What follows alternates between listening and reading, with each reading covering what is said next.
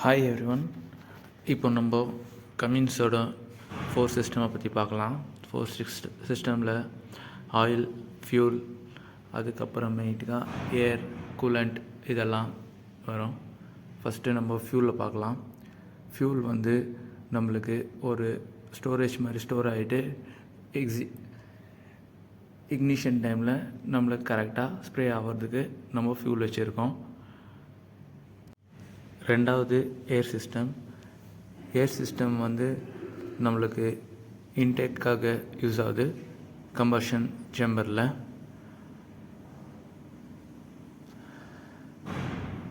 அதே மாதிரி ஏர் வந்து நம்ம கூலிங்காக கிடைச்சா ஃபுல்லாக ஃபயர் ஆகும், நம்மளுக்கு பவர் நல்லா கிடைக்கும். அதுக்காக நம்ம ஆஃப்டர் கூலர் மூலிமா ஏரை கூல் பண்ணி கம்பஷன் சேம்பருக்கு அனுப்புகிறோம். மூணாவதாக வந்து கூலண்ட் சிஸ்டம் வந்து நம்மளுக்கு கம்பஷன் ஆகிறப்போ ப்ரொடியூஸ் ஆகிற ஹீட்டை வந்து நம்மளுக்கு ரெடியூஸ் பண்ணும் பிளாக்கில், அப்புறம் ஹெட்டில். அதுக்காக நம்ம கூலண்ட் யூஸ் பண்ணுறோம்.